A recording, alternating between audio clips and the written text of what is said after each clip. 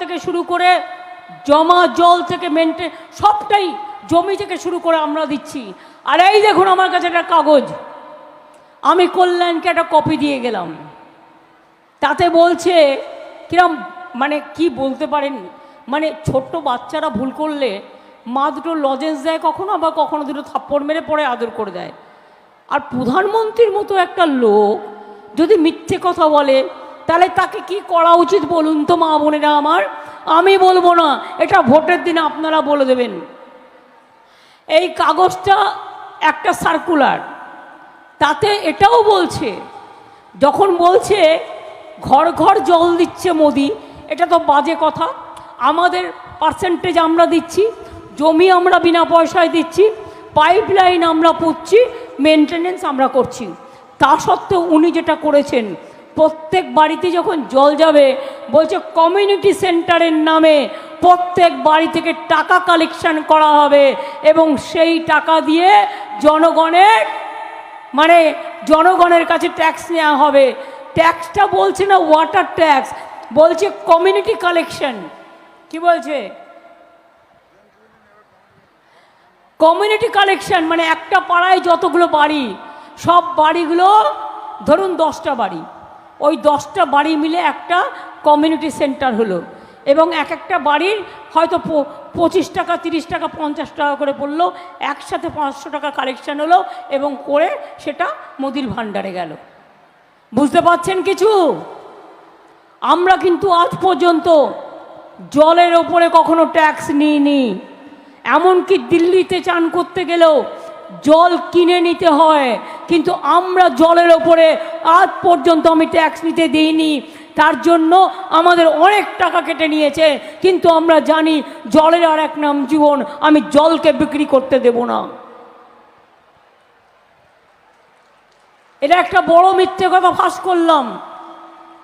দ্বিতীয়ত, টিভি খুললেই দেখতে পাচ্ছি এখন তো মানে জলসা দেখতেও ভালো লাগে না, যে সিরিয়াল একটা কথা তার মধ্যে 4 বার মোদি।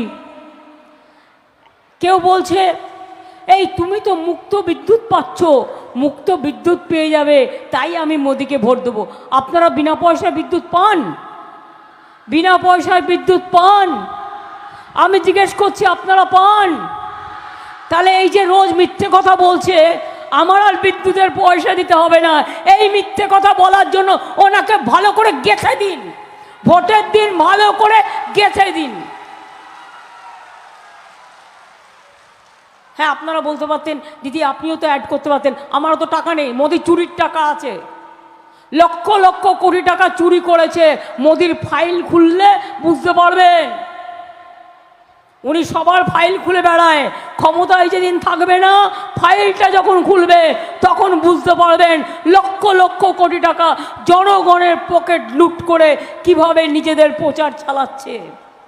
আমাদের ওই টাকাটা নেই, তাই আমাকে গলায় কষ্ট করে খেটে খুঁটে বলতে হচ্ছে। কি বলছে? বিনা পয়সায় বিদ্যুৎ। বিনা পয়সায় বিদ্যুৎ পাচ্ছি তাই বিজেপিকে ভোট দিতে যাচ্ছি। আপনারা কেউ বিনা পয়সায় বিদ্যুৎ পান? পেলে বলুন পাই, না পেলে বলুন পাই না। এবার কি বলছে? তৃতীয় নম্বর ডোজ কি? মেডিসিনের, মিথ্যে কথা বলা মেডিসিনের 3য় নম্বর ডোজ। ডোজটা কি না, তো ঘর ঘর মে গ্যাস বিনা পয়সা মে দিচ্ছে, সবাইকে নাকি বিনা পয়সায় গ্যাস দিচ্ছে। গ্যাস পান বিনা পয়সায়? ভালো করে বলুন পান? কি মা বোনেরা গ্যাস পান? গ্যাস টাকা দিয়ে কিনতে হয়। বিনা পয়সার চাল 1000 টাকার গ্যাসে ফুটছে বিনা পয়সার চাল। বাহবা প্রধানমন্ত্রী নন্দলাল।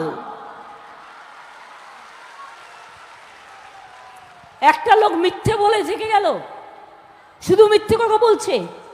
সকাল নেই, দুপুর নেই, সন্ধে নেই, আর সবাইকে বলছে মাছ খাবে না, মাংস খাবে না, ডিম খাবে না, সব বার্লি খেয়ে থাকবে।